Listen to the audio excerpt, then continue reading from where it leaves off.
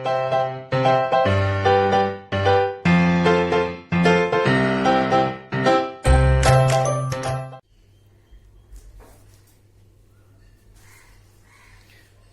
Morning my friend. आप लोग linear equation into variable में इससे पहले वाले सारे वीडियो में क्या क्या प्रोसेस है उसके बारे में पढ़ चुके हैं। प्रोसेस क्या क्या था? बायोग्राफिकल मेथड सॉल्व करना था, फिर बाय सब्स्टिट्यूशन मेथड सॉल्व करना था, बाय एलिमिनेशन मेथड सॉल्व करना था। तो उम्मीद करते हैं सारा जो वीडियो होगा वो सारा वीडियो आप लोग देखे होंगे और सारे क्वेश्चन को बनाने की कोशिश भी किए होंगे, क्वेश्चन बना भी होगा।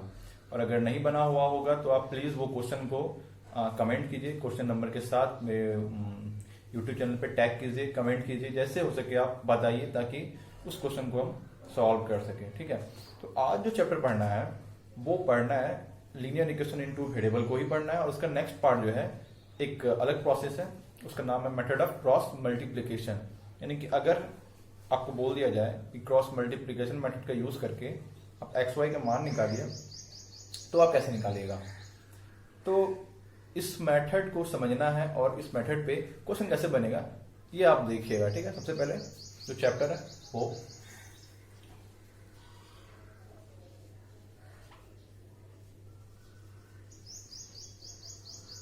लीनियर इक्वेशंस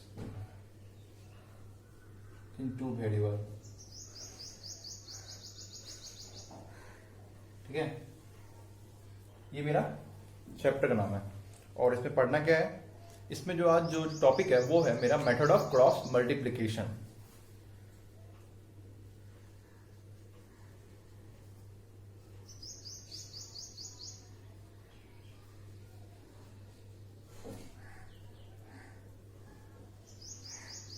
तो इस टॉपिक में जो एक्स वाई का मान निकालना रहता है, आप सबसे पहले सिंपल समझिए कि आपको दो इक्वेशन दिया रहेगा। ठीक है, जो ऑलरेडी पॉलिनोमियल दिया हुआ ही रहेगा आपको लीनियर इक्वेशन में।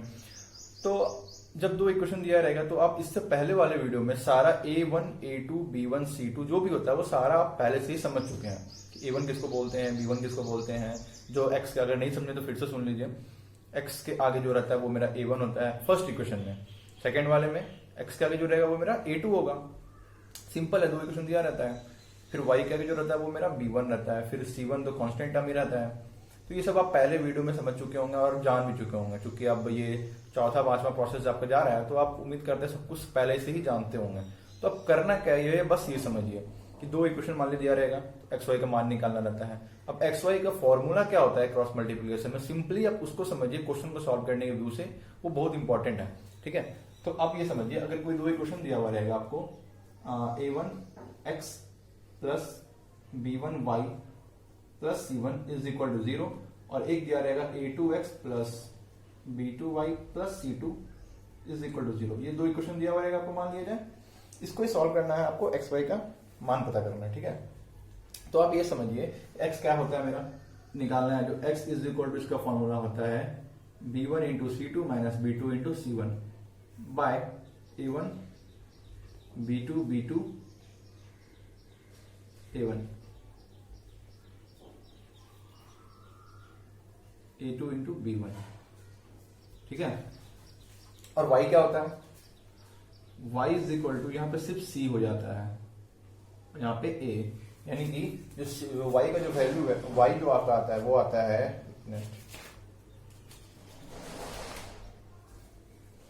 C1 into A2 minus C2 into A1 और नीचे सेम रहता है A1 B2 minus A2 B1। ठीक है, ये फॉर्मूला है। इस फॉर्मूला को आपको कहीं पे भी प्रूफ करने एग्जाम में नहीं देगा, तो आप बस सिर्फ फॉर्मूला को समझिए मेरा एक्स और वाई क्या होता है और उसको फॉर्मूला में लिखते कैसे हैं। तो A1 क्वेश्चन में आपको इक्वेशन फर्स्ट में A1 जो है वो दिया रहेगा, B2 क्वेश्चन B2 से लेंगे सेकंड वाले क्वेश्चन से। तो ये आपको समझना है। एक क्वेश्चन के एग्जाम्पल देंगे तो आप आसानी से समझ जाइएगा कि मेरा A1 B1 C1 A2 B2 जो भी है वो सारा मेरा क्या होता है और कैसे सॉल्व इसको हम करते हैं। तो आपके बुक का ही है, एक एग्जाम्पल है।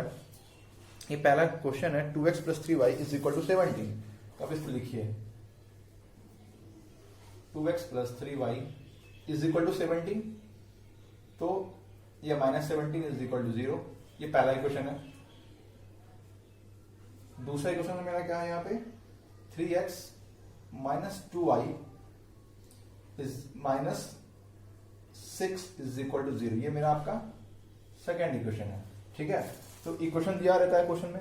अब ये समझिए कि मेरा A1 B1, किसी भी क्वेश्चन को, इस क्वेश्चन को बनाने से पहले आप सबसे पहले जो है A1 B1 P2 C1 जो भी है वो सारा को आप लिख लीजिए, ताकि गलती होने के चांसेस आपका 90% कम हो जाए। अगर आप नहीं लिखिएगा तो चांसेस ज्यादा है कि आपका गलती होगा ही होगा कहीं ना कहीं पे।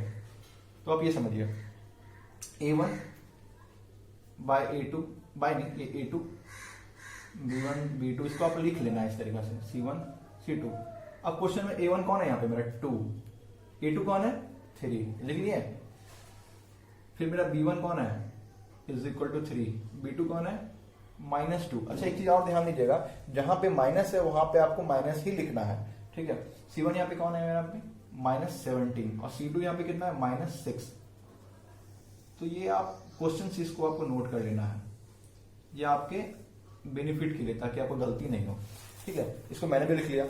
अब आ रहे हैं सॉल्व करने पे। सॉल्व क्या कर रहा है, find the value of x using method of cross multiplication. तो मेथड क्या यूज करना है, क्रॉस मल्टीप्लीकेशन। एक चीज और कि अगर आपको कोई भी प्रोसेस लिखा हुआ नहीं रहे एग्जाम में, तो आपका जैसे इच्छा है बनाने का, चाहे वो सब्स्टिट्यूशन से बनाइए चाहे आप एलिमिनेशन से बनाइए, वो आप सॉल्व कर सकते हैं अपने तरीके से। लेकिन अगर कोई प्रोसेस लिख दे तो आपको प्रोसेस का यूज हर हाल में करना ही पड़ेगा। तो यहाँ पे लिखा हुआ है यूजिंग ऑफ क्रॉस मल्टीप्लीकेशन, तो आपको वो करना पड़ेगा। तो आते हैं इसको सॉल्व करते हैं।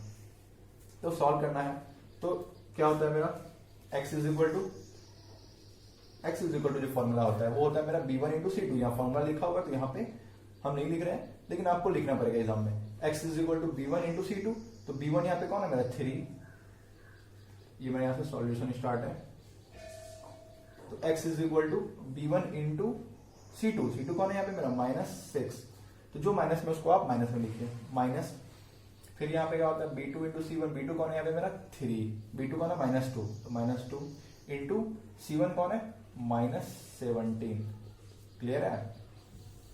फिर क्या होता है A1 into B2, A1 into B2 यानी कि 2 इंटू -2, फिर minus A2 into B1, A2 into B1 यानी कि 3 इंटू 3। बस इसको आपको सॉल्व कर लेना है। तो 6 इंटू -18 हो जाए यहाँ पे, फिर minus into minus plus, plus into फिर माइनस माइनस, तो 17 इंटू 2 34 डिवाइडेड बाय -4 और -9। तो यहां से इसको जब ऐड कीजिएगा तो इसका जो वैल्यू आएगा वो आएगा आपका 54 नेगेटिव में, इसका जो वैल्यू आएगा वो आएगा -13। ये माइनस से माइनस कट गया, 13 4 जा ये 52 होता है, सॉरी 52, और ये आपका कट गया 4 बार। ठीक है, तो यहाँ पे x इज इक्वल टू कितना आ गया, ये आपका आ गया 4। क्लियरली उसी तरीके से y का मान निकालिए। y इज इक्वल टू क्या होता है formula, C1 into A2। C1 क्या है -17 इंटू क्या है A2, A2 कौन है यहाँ पे मेरा 3 है, फिर minus C2 into A1, C2 कौन है यहाँ पे मेरा -6 इंटू A1 है क्वेश्चन में, A1 कौन है यहाँ पे मेरा 2 है, 2 डिवाइडेड बाय, ये तो सिंपल यही रहता है 2 इंटू -2 और -3 इंटू 3, नीचे का टर्म नहीं बदलता है। इसको सॉल्व कीजिए, 17 3 जा -51 और ये माइनस इंटू माइनस प्लस हो गया, 16 6 2 जा 12,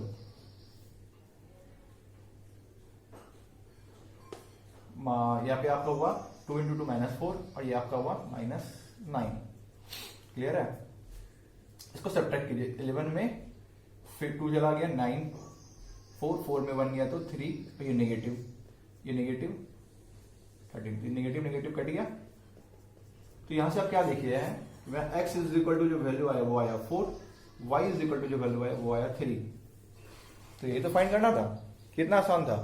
क्वेश्चन में बस आप A1 B1 C1 को अगर आप एकदम सही तरीके से लिख लीजिएगा तो आपका ये क्वेश्चन गलती होगा ही नहीं। ठीक है, एकदम नहीं होगा, गारंटी है।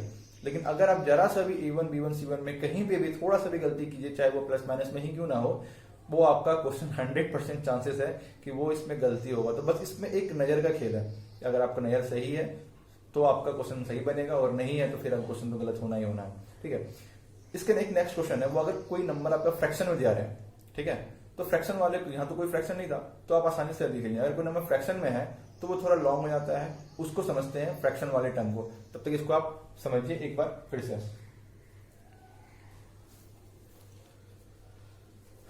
नोट करनी होंगे इसको। तो दूसरा जो है वो मेरा आ रहे फ्रैक्शन वाले क्वेश्चन पे, ठीक है।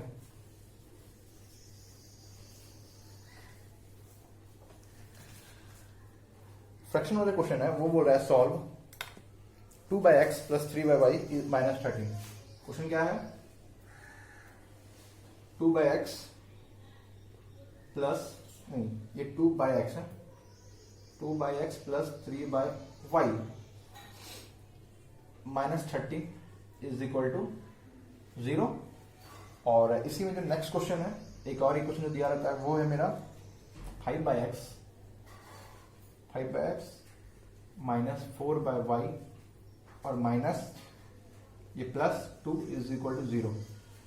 तो ये आपको दो इक्वेशन दिया हुआ रहेगा। तो अगर कोई नंबर एक्स वाई का टर्म फ्रैक्शन में हो तो उसको सॉल्व कैसे करते हैं, ठीक है।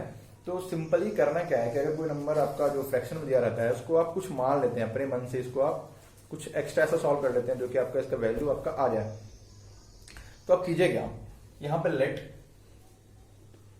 इसको मान लेते हैं लेट 1/x, क्योंकि आप समझिए इस चीज को कि 2/x लिखा हुआ है तो इसको आप 2 इंटू 1/x के टर्म में लिख सकते हैं, और ये अगर 3y लिखा हुआ है तो इसको आप 3 इंटू 1/y के टर्म में भी लिख सकते हैं। क्लियर है? तो इससे ये समझ गए, अगर आप आ गया होगा तो ये 1/x को यहाँ पे मान लेते हैं u और 1/y को यहाँ पे मान लेते हैं v। तो इसका सॉल्व करना है यहाँ पे, तो इसको हम लिख सकते हैं 2u plus 3v minus 13 is equal to 0। और जो सेकेंड इक्वेशन मेरा बन करके आएगा वो क्या आएगा मेरा 5u माइनस 4v और प्लस 2 इज इक्वल टू 0। तो दो इक्वेशन मेरा बन के रेडी है, ठीक है। तो आप u, अब यहाँ पे क्या है कि क्वेश्चन में हमको फाइंड क्या करना होता है एक्स वाई को, लेकिन यहाँ क्वेश्चन मेरा किस में बन गया, u भी में बन गया। तो कोई प्रॉब्लम नहीं है, आप पहले एक बार u भी का मान निकाल लीजिए, फिर एक्स वाई का मान आसान से निकल जाता है। तो फॉर्मूला वही, क्वेश्चन सिर्फ थोड़ा डिफरेंट, बाकी प्रोसेस मेरा वही लगाना है। तो यहाँ पे u भी का मान निकालेंगे सिंपली। तो जहाँ x लिखते थे वहां पे क्या लिखेंगे, u लिखेंगे। तो सबसे पहले आप a1 b1 c1 को लिख लीजिए।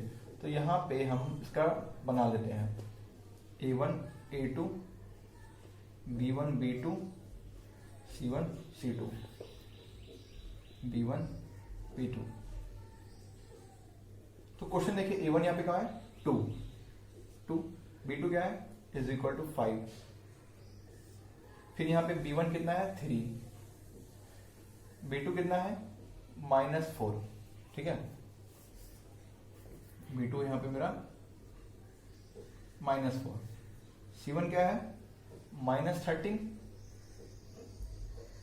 c2 क्या है यहां पे मेरा +2। तो इसको आप बना दिए, ठीक है। इसका यूज होगा क्योंकि अब u निकालना है, तो u is equal to formula फिर से वही b1 इंटू c2। तो b1 3 है यहाँ पे, c2 यहाँ पे क्या है 2 है, ये आप 12 में समझ लीजिएगा। c2 यहाँ पे कौन है मेरा 2 है, तो 3 इंटू 2 माइनस, तो minus b2 into c1, b2 क्या है मेरा -4, c1 क्या है यहाँ पे मेरा -13 divided by b2 into c1, हाँ ये ठीक है। फिर a1 into b2, a1 into b2 यानी कि 2 into -4 minus a2 into b1, a2 यहाँ पे 5 है और b1 यहाँ पे मेरा 3 है। बस इसको सॉल्व कीजिए, 3 into 2 6, minus into minus plus, plus into minus minus, 13 4 जा 52। यहाँ पे क्या आएगा -8 आएगा और यहाँ पे -15 आएगा। जब इसको ऐड कीजिएगा तो इसका वैल्यू आता है -23। जब इसको आप सब्ट्रैक्ट कीजिएगा तो इसका जो वैल्यू आएगा वो आएगा आपका 46।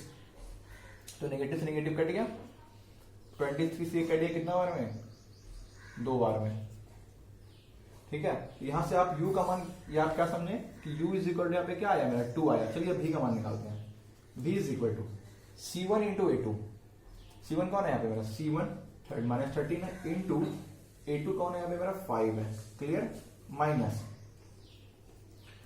फिर c2 इंटू a1, c2 कौन है यहाँ पे मेरा 2 इंटू a1 कौन है यहाँ पे मेरा 2। ये इस ऊपर वाला क्वेश्चन था, डिवाइडेड बाय, इसको आप अलग ही कर दीजिए, ठीक है। a2 into b, a2 into ये आपका गलती लिखा गया, a2 इंटू यहाँ पे 1 होगा, यहाँ पे 2 होगा, ठीक है। तो a1 इंटू b2, 2 इंटू -4 और माइनस A2 इंटू B1 क्या है यहाँ पे, A2 इंटू B1 यानी कि 5 इंटू 3। एक चीज आप क्या कॉमन देख रहे हैं, नीचे का चीज नहीं बदलता है, जो बदल रहा है मेरा वो ऊपर वाला बदल रहा है। तो 13 5 जा -65 और ये -4, 2 इंटू 2 -4। यहाँ पे आपका वही रह जाएगा -8 और -15। तो एक चीज तो आपका आसान हो गया कि अगर आप एक सॉल्व कर लीजिएगा नीचे वाला, दूसरा वाला सॉल्व करने की उतना जरूरत नहीं है, वो वैल्यू बराबर ही आएगा। तो 65 में अगर आप ऐड कीजिएगा -4 को, -65 में -4 को ऐड कीजिएगा तो ये होगा -69 डिवाइडेड बाय -13, तो -23। ये कट गया कितना बार में, 3 बार में। तो यहाँ से आप क्या देख रहे हैं, v इज इक्वल टू यहाँ पे मैंने क्या आया 3। क्वेश्चन में फाइंड क्या करना था, u भी, क्या क्वेश्चन में u भी फाइंड नहीं करना था, क्वेश्चन में फाइंड करना है xy का मान। तो अब हमको xy को पता करना है। तो सबसे पहला बात सोचिए कि xy कैसे निकालेंगे। तो माने क्या थे हम, क्वेश्चन में जो हम मान के रखे हुए थे वो मेरा था 1/x इज इक्वल टू यहाँ पे u माने हुए थे, ठीक है। तो आप ये समझिए अगर 1/x is equal to u है, तो अगर इसका रेसिप्रोकल करेंगे तो x is equal to 1/u हो जाएगा। तो 1/u यानी कि x is equal to 1/u, u किसका मान क्या था यहाँ पे मेरा 2 था, यानी 1/2। तो ये आपका निकल गया मेरा x का मान। उसी तरीका से 1/y को मैंने v माना था, तो यहाँ से y इज इक्वल टू यहाँ से क्या होगा 1/b होगा, क्योंकि किसी नंबर को अगर रेसिप्रोकल करते हैं तो उसके इक्वल टू RHS वाले साइड में इक्वल पलट जाता है, रेसिप्रोकल हो जाता है मेरा। तो y is equal to 1/b और v का मान क्या रहता है, y is equal to v का मान मैंने निकाला था 1/3। तो ये आपका x और y का मान निकल गया। तो पहले u और v का मान निकालना था, u और v का मान जैसे ही निकला तो आप x का मान 1/2 निकाल दिया, y का मान मेरा 1/3 निकाल दिया। अगर आप ये क्वेश्चन में u v तक का निकाल के छोड़ दिए तो आपका क्वेश्चन का आंसर नहीं मिलेगा और नंबर भी शायद ना मिले एग्जाम में। लेकिन आपको करना क्या था, एक्स वाई का मान निकालना, इसीलिए यू भी को निकालने के बाद आपको एक्स वाई को निकालना एकदम जरूरी है। अगर आप नहीं निकालते हैं तो वो क्वेश्चन पूरा सॉल्व नहीं हुआ है इसका मतलब, और आपको नंबर नहीं ही मिलेगा, ठीक है। तो इसमें करना क्या था, बस पहले आप देख लीजिएगा फिर से कि कोई क्वेश्चन दिया था फ्रैक्शन में, तो अगर कोई नंबर एक्स वाई के टर्म में नीचे फ्रैक्शन में आ रहा है तो एक्स 1/x को मैंने यू मान लिया, 1/y को मैंने भी मान लिया, फिर यू भी के टर्म में सॉल्व कर लिया इसको आप। यू का मान यहाँ से निकला मेरा 2, भी का मान निकला 3। सॉल्व करने के बाद 1/x को u माने थे तो x is equal to 1/u, ठीक है। तो x is equal to 1/u, 1/u और x is equal to 1/2। u का मान यहाँ जो 2 था वही 2 रख दिए, फिर y इज इक्वल टू 1/3। तो ये सारा जो पूरा जो प्रोसेस है क्रॉस मल्टीप्लीकेशन वाला, ये सारा बस आपके वैल्यू बेस्ड है, सारा वैल्यू आपको दिया हुआ रहेगा, बस सारा सिंपली मल्टीप्लीकेशन करना है प्लस माइनस वाले साइन को इंक्लूड करते हुए। अगर आप प्लस माइनस में कहीं पे भी गलती कीजिएगा तो ये क्वेश्चन एकदम चांसेस है कि आपको गलत होगा। और अगर आप ये जो बॉक्स है अगर आप इसको लिख लेते हैं तो चांसेस है कि गलती होने का चांस आपका कम होगा, ठीक है। तो आप ये वीडियो को एक बार अच्छे से फिर से पॉज करके जैसे भी समझना समझिए इस चीज को और फिर क्वेश्चन को सॉल्व कीजिए। और अगर क्वेश्चन नहीं बन पाता है तो क्वेश्चन नंबर फोटो क्लिक करके आप मेरे कमेंट बॉक्स में कमेंट कीजिए, क्वेश्चन नंबर बताइए किसी भी बुक का अगर है तो कोशिश करेंगे कि उसको सॉल्व कर सकें, ठीक है। और जिससे सारा पहले वाला वीडियो है वो सारा वीडियो को देखिए समझिए, और ये वीडियो को भी लाइक कीजिएगा, कमेंट कीजिएगा और हो सके तो सब्सक्राइब भी कीजिएगा, ठीक है। चलिए इसको नोट कर लीजिए।